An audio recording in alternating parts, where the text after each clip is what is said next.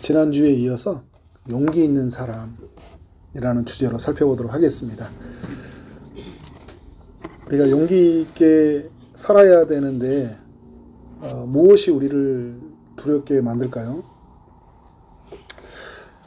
노아의 때에 대홍수가 일어난다는 하나님의 말씀이 있었잖아요. 그 높은 산 위에 이제 배를 짓는데 용기가 필요하잖아요. 이것은 믿음에서 나오는 거거든요. 믿어지니까 심판이 믿어지고 내게 말씀하신 하나님이 믿어지니까 우리가 이 일을 하는 거잖아요.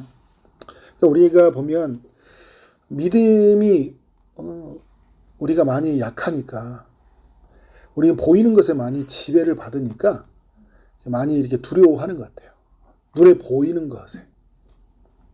보이지 않는 하나님의 요구, 보이지 않는 그 하나님의 계획, 그 보이지 않는 하나님의 약속이 우리를 붙들어 가야 되는데 보이는 사람들의 요구, 그런 시선들이 우리를 이렇게 한 걸음도 내딛지 못하게 하고 한마디도 말을 못하게 해버릴 때가 있어요.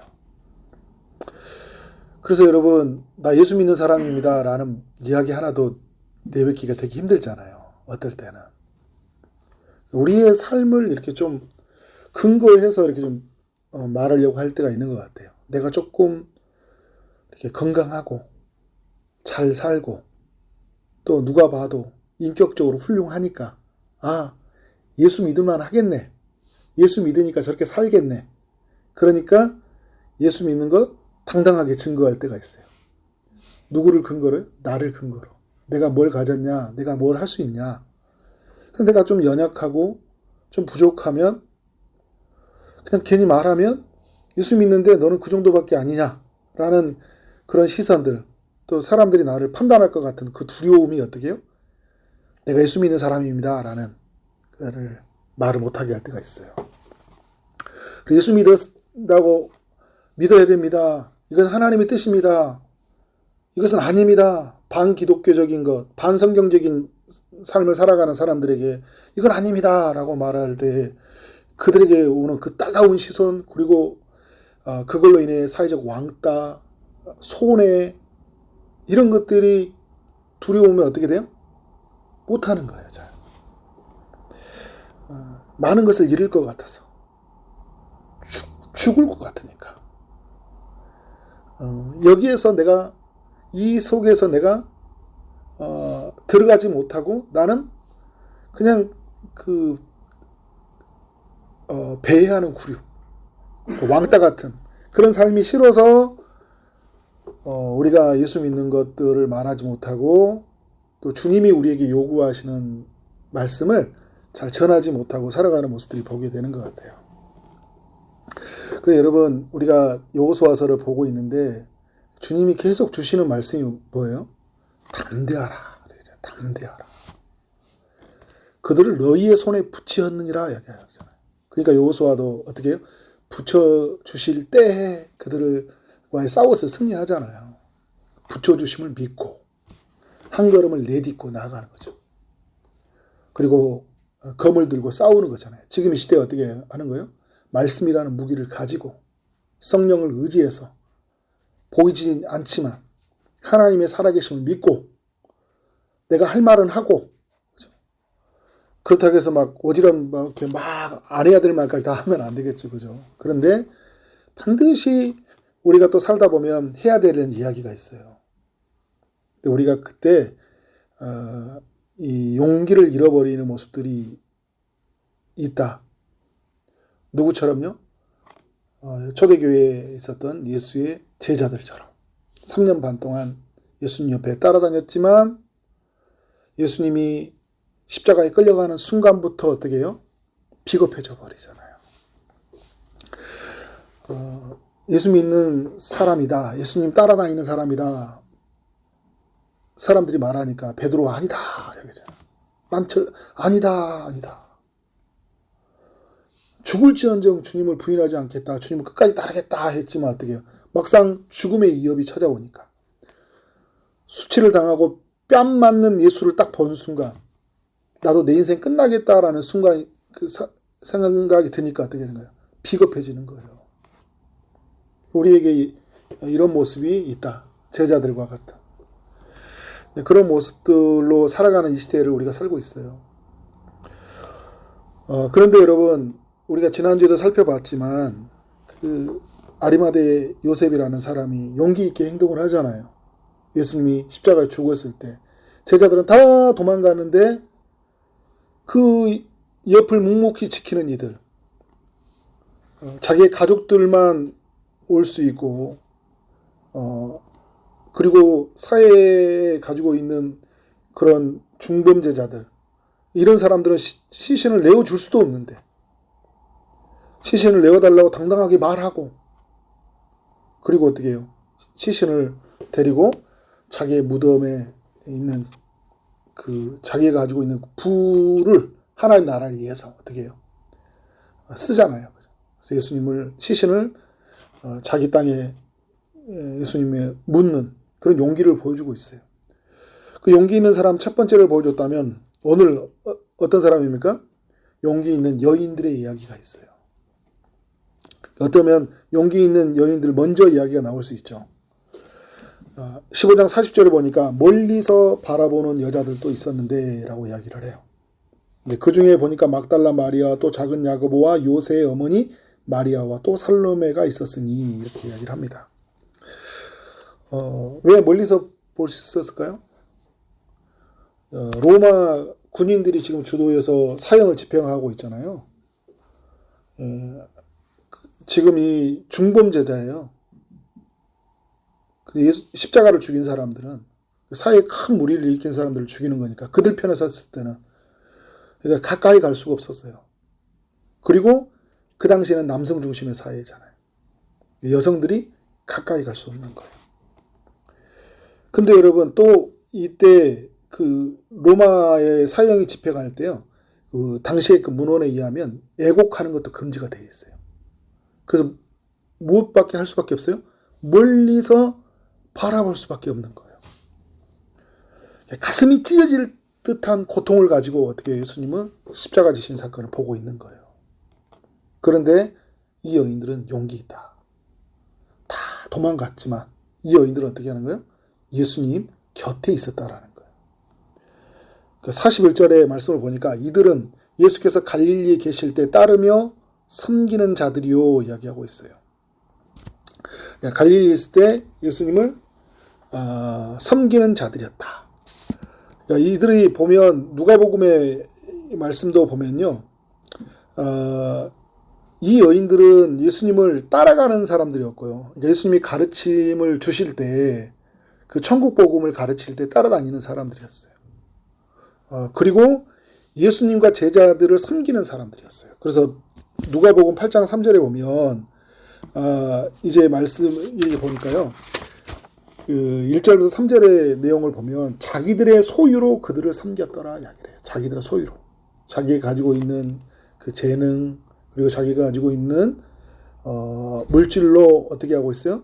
예수님과 제자들을 섬겨준 거예요. 오늘도 41절의 말씀은 갈릴리에 계실 때 그때 섬기던 자들이요. 그리고 이들만 있었던 게 아니라 이외에 예수와 함께 예루살렘에 올라온 여자들도 어떻게 해요? 많이 있더라. 근데 이들의 여인들의 공통적인 특징이 뭐냐면 그 사회적 인식으로 볼 때 천한 신분에 속한 이들이었어요. 막달라 마리아, 7 귀신 들린 여인이었잖아요. 갈릴리에 사는 여인들이에요. 그러니까 뭐 살로메나 이런 사람들은 예수의 제자들 중에 그 야고보나 이런 요한의 어머니잖아요. 그러니까 사회적으로 보면 되게 가난한 사람들이었고, 그리고 물론 이 중에는 누가복음에 보면은 그 헤롯 왕가에 있었던 뭐 어떤 그 고위직에 있었던 아내들도 있었긴 있었어요. 다양한 여인들이 있었지만 사회적으로 볼 때는 이 여인들은 매우 그 연약한 존재들이었죠. 그런데 여러분 어떻게 해요? 이들이 보여주는 게 뭐예요? 그 약한 자들을 통해 그 강한 자 어떻게 해요? 부끄럽게 하잖아요. 고린도전서의 말씀처럼. 그 약한 자들을 통해 강한 자들을 부끄럽게 하시고 미련한 자들을 통해 지혜로운 자들을 부끄럽게 하시는 거예요. 그러니까 하나님의 일에 누가 쓰이고 있는 거예요? 그래 똑똑하고 잘나고 훈련받은 사람이 쓰인 게 아니라 그 옆에서 예수님 옆에서 3년 반 동안 동고동락하면서 그들이 옆에 있었던 게 아니라 그냥 먼 발치에서 또 필요할 때 그냥 그때그때 왔던 이 사람들이 어떻게 하고 있어요? 섬기고 있는 거예요. 용기 있게. 그 외에 다른 사람들도 있었다 이야기하고 있어요. 그러니까 이 여인들뿐만 아니라 다른 사람들도 있었다는 것을 알 수 있죠. 여러분 마지막까지 함께한 사람들 너무 소중하죠. 마지막까지 함께 있는 사람들. 마지막 순간에 그 자리에 있다는 게 너무 좋은, 이 사람들에게는 가장 좋은 일을 선택한 것이고요. 그리고 고난당하는 사람에게는 가장 큰 위로이기도 해요. 내 옆에 있어주는 사람. 함께 즐거워하고 함께 울어진다고 할 때 끝까지 내 옆에 있어주는 사람. 그 한 사람이 얼마나 감사한지 몰라요. 제가 예전에 그 함께 즐거워 함께 울라라는 말씀을 했잖아요. 제가 제 인생을 돌아봐도 여러분도 마찬가지일 거예요. 잘나고 똑똑하고 돈 많고 교회적으로 훈련 많이 되고 이런 사람들이 있어요. 우리 주변에 보면. 그런데 여러분 어떤 사람이 가장 기억에 많이 남냐면 힘들 때 내 옆에 있어준 사람. 그 사람이 그렇게 감사해요. 근데 제가 이렇게 보면 성격도 별로 안 좋아. 그런데 그 지체들이 옆에서 딱 묵묵하게 세워져 있는 게 얼마나 감사한지 몰라요. 제 이렇게 친구들 이렇게 봐도 집에 들어오면 이렇게 같이 이렇게 자취했거든요. 성격이 별로 안 좋아요. 그냥 막 천국과 지옥이 막 하루에도 막 몇 번씩 왔다 갔다 해요. 기분 나쁘면 지 맘대로 해요. 그냥 막 집에 들어오면 그냥 집에 방에 들어가서 불 꺼놓고 누워 있다가 한 30분 뒤에 찾아와요. 또 나와요. 거실에. 뭐 먹을까? 치킨 한 마리 먹을까? 공포 분위기 조성해놓고 나서 기분이 좋으니까 다시 나와가지고 또 뭐 먹을까 하는 거예요. 그 사람 장단에 맞추려니까 너무 힘들어. 근데 여러분 이 친구하고도 되게 많이 싸웠거든요. 나중에 제가 힘든 일이 있을 때요. 가장 먼저 가까이 와주고 또 그 어려운 일 있을 때 경제적으로 엄청나게 그 도움을 끼치고요. 그럴 때 이 친구가 생각이 많이 나는 거예요. 말도 잘 안 돼. 안 통해. 대화가 안 돼. 근데 이 친구를 생각하면 마음이 찡해요. 이렇게. 너무 감사한 존재. 무슨 말이에요, 여러분? 끝까지 함께 있었던 사람. 이 사람이 너무 감사하잖아요. 가장 힘든 순간에 내 옆에 있어준 사람. 근데 여러분, 이 여인들은 가장 힘든 순간에, 십자가 지는 고통의 순간에 어떻게 하고 있어요? 옆에 있는 거예요. 근데 여러분, 예수님은 십자가 지러 오셨잖아요. 근데 이 일은 되게 힘든 일이거든요. 그래서 하나님께 이 잔을 내게 옮겨주옵소서라고 기도할 정도였으니까 얼마나 힘든 일이에요. 그런데 그 십자가 지는 순간에 6시간 동안 햇빛에 그 내리치는 그 고통 속에서 저 먼 발치에서 나를 따라다니던 그 여인들이 있잖아요. 그 여인들이 바라보고 있는 거예요. 슬피 애곡하는 눈빛을 보면서. 그때 여러분 이 마음에 주는 위로가 있죠. 저는 여러분들이 마지막까지 하나님 나라에 헌신된 사람들이 되었으면 좋겠어요. 그리고 누군가 고난받는 사람이 있을 때 그 옆에 있어주는 사람이 되었으면 좋겠어요. 네. 고난을 판단해가지고요. 저 사람은 쟤 때문이야. 저 사람은 뭐 때문이야. 분석하는 사람이 아니라 고난에 함께 동참해주고 책임져주고 위로해주는 사람. 그런 사람들이 되어지길 원합니다. 그 로마법에 이제 애곡하는 게 금지되어 있잖아요. 가슴이 찢어질 듯한 그 슬픔들, 이거를 막 억지로 참아내는 그 여인들의 모습들 너무 귀하지 않나요, 여러분? 막 울고 싶은데 울지 않네. 그런데 저는 그 눈빛이 그 막 눈물로 젖어 있는 그 눈빛 있잖아요. 근데 막 터져 나오지 못하는데 막 입에서 막 뭔가 이렇게 움직이는 것 같은 그 슬픔들을 가지고 함께 공유한다는 거. 너무 큰 하나님의 그 동역자들이죠. 예수의 동역자들이다. 예수님을 진짜 따르는 제자들이다. 라는 생각이 들어요. 근데 여러분, 이 여인들이 이걸로만 끝나는 게 아니라 예수님이 죽으셨죠? 그리고 이제 아리마다 요셉의 그 무덤에, 그 땅에 있는 무덤에 이제 안치가 되었어요. 근데 이 여인들이 어떻게 합니까? 16장에 가보니까, 안식일이 지남에 마리아와 야고보 어머니 마리아와 또 살로메가 예수께 바르기 위하여 향품을 사다 두었다가, 그러니까 미리 뭐예요? 향품을 미리 사다 두었잖아요. 그러니까 안식일 전에 사다 두었던 것 같아요. 죽으실 때. 그리고 이 상품을 사다 두었던 거 보니까 예수님 발라드려야 되겠다. 발라드려야 되겠다. 근데 여러분, 이제 이전에 다른 마리아가 보면 예수님의 그 머리에 붓고 발에 붓잖아요. 그죠? 그러니까 예수님은 십자가 지시기 전에 이미 향품을 바르셨거든요. 그래서 예수님이 장례를 준비했다 이야기를 하잖아요. 근데 오늘 또 이 여인들이 또 어떻게 해요? 죽으신 예수님을 보고 향품을 사두었다가 죽으신 다음에 안식일이 지나서 3일째가 되었던 날이에요. 그때 어떻게 해요? 향품을 바르는 거예요. 그러니까 그 전에 그 마리아가 그 나사로에 있었던 그 동생 마리아 있잖아요. 막내 동생, 삼남매의 막내가 와가지고 그 향유를 부었잖아요. 그죠? 향유를 부어서 할 때도 예수의 제자들은 그게 뭐 얼마짜리인데 막 이러고 있었거든요. 가난한 사람이 죽은 게 낫다 막 이렇게 사람들은 막 계산적으로 있는데, 여인은 하나님의 아들 예수님에게 완전히 헌신하잖아요. 그 죽음이 가는 길에 계산하지 않고 내게 받은 사랑이 너무 크니까 내가 사랑하는 그 대상에게 다 이걸 쏟아부어 버린 거예요. 주님에게. 그리고 오늘 여러분, 이 여인들이 어떻게 해요? 예수님이 그 시신에게 향품을 바르기 위해서 오잖아요. 용기 있는 행동. 가족들만 올 수 있는데, 그죠? 중범자들은 갈 수 없는데, 아리마다 요셉이 시신을 이제 안치를 시켰던 모습을 보여주고, 이 여인들이 어떻게 해요? 나 예수의 시신에 내가 향품을 바를 거야 하고 가는 거예요.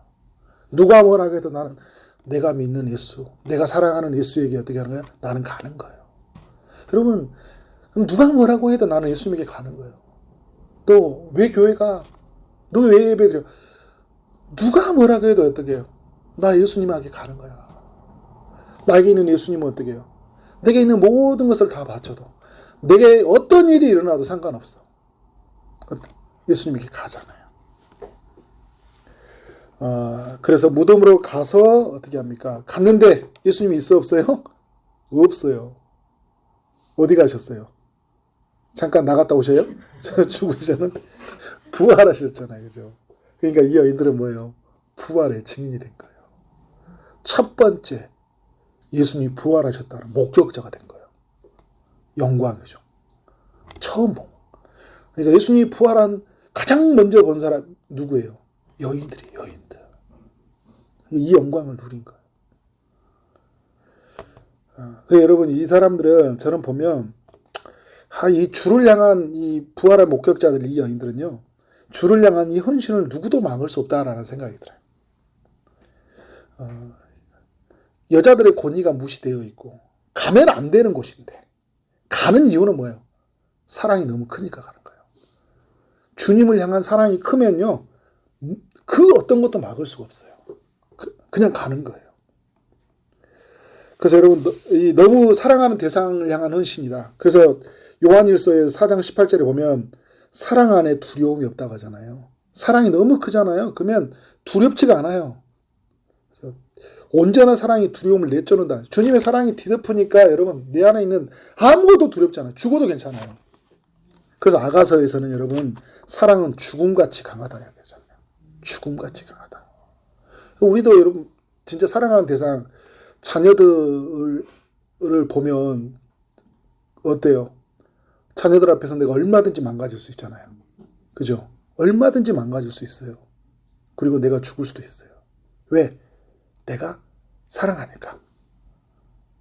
남편을 위해서는 어떻게 해요? 죽을 수 있어요? 없어? 안 죽을 수 있어요? 정선아 집사님 갑자기 고개를 돌. 그죠? 예수님 위해서는 어떻게 해요? 예수님이 우리 신랑이잖아요. 그죠? 내가 너무 사랑하면 있잖아요. 하나도 안 부끄러워요. 내가 예수님에게 막 말하는 거, 내가 오늘 가서 뭐 율동하면서 막 예수님이 전해. 그게 하나도 안 부끄러워요. 왜? 내가 너무 사랑하는 대상이기 때문에. 뭐 전도지 나눠주는 거, 뭐 도방전도 하고, 막 하고, 그런 모습이 내가 부끄러워, 안 부끄러워요? 안 부끄러워요. 왜? 내가 사랑하는 분을 알리는 거니까. 내가 너무 사랑하니까. 죽음도 막지는 못해요. 너 그만해. 너 죽일 거야. 뭐라고 할까요? 죽여봐. 난 끝까지 전할 거야. 나는 예수님 너무 사랑해. 예수님 너무 사랑해. 그래서 나는 예수님 어떻게 해요? 가서 향품 바르는 누가 뭐라고 해도 여자들하고 나 갈 거야. 나 막지 마. 그죠? 나 막지 마. 나 향품 못 바르면 나 그냥 이제는 죽을 거야. 말이죠. 그냥 나 죽이든지. 그죠? 가는 거잖아요. 바르는 거. 누가 뭐라고 하든지 하는 거예요. 그런데 여러분, 이 여인들이 뭘 경험했다고요? 부활을 목격한 거예요. 내가 너무 사랑하는 대상이 없는 거예요.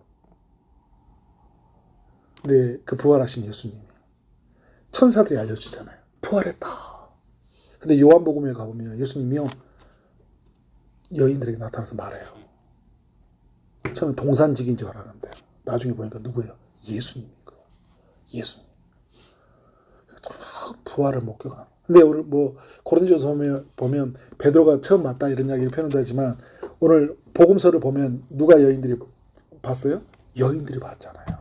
그 여인들이 제자들에게 말해요. 그리고 여러분, 첫 부활의 증인의 역할을 감당해요. 누구에게 말합니까? 도망가 숨어있던, 이제 용기 없어가지고 숨어있던 그 찌질이들 있죠. 그들을 가가지고 여자들이 가서 말하는 거예요. 예수님 부활했어. 알려주는 거예요. 가장 용기 있는 사람들인 거예요. 저는 오늘 이제 말씀을 이렇게 보면서 그런 생각이 들어요. 지금 이 시대에 그 여인들과 같은 용기가 정말 필요하다. 이 여인들 같이. 하나님의 사랑이 압도가 되어가지고. 예수님을 너무 사랑해서 아무것도 보이지 않고 그 예수께 헌신한 사람.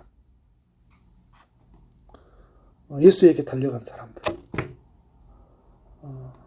예수를 알리는 사람. 이런 사람들이 필요하다. 우리는 뭐 때문에 말도 못하고 무엇 때문에 그냥 안 되고 무엇인지 우리는 발목을 잡고 그래서 나는 못 가고 그래서 나는 안 되고 그래서 나는 안 할 거고 이런 게 많은 시대잖아요. 무엇도 나를 막지 못하고 주님에게 가는 것은 주님에게 알리는 것은 무엇도 나는 막을 수 없다. 이런 용기를 가지고 사는 사람들이 필요하다. 개인의 용기가 필요하고요. 교회적 용기가 필요해요. 그리고 믿음의 사람들의 용기가 필요한 시대를 살고 있다. 워낙 그 과학이 발전하고 하다 보니까 사람들이요, 내가 믿는 예수가 너무 작아질 때가 얼마나 많은지 몰라요. 저도 목회하면서요, 보면 참 이렇게 비겁해질 때가 있어요. 그리고 또 이렇게 보면 그 사람을 잃을 것 같은 그런 두려움들이 있어요. 말해줘야 되는데. 아니라고 말해줘야 되는데. 성도들 안에서 무슨 문제가 있어? 이거 분명히 내가 볼 때 이건 불순종의 문제야. 죄의 문제야. 말해줘야 되는데. 말하면 상처받을 것 같고. 말하면 떠날 것 같고. 나하고 관계가 끊어질 것 같으니까. 이게 여러분 크더라고요. 그런데 여러분, 주님의 사랑이 더욱 크면, 내게 주신 은혜가 너무 크면 어떻게 해요? 말해야죠. 왜? 그게 살리는 길이니까. 나도 살고 그 사람도 살고. 그런데 용기 없게 만드는 게 너무 많아요. 목사로서.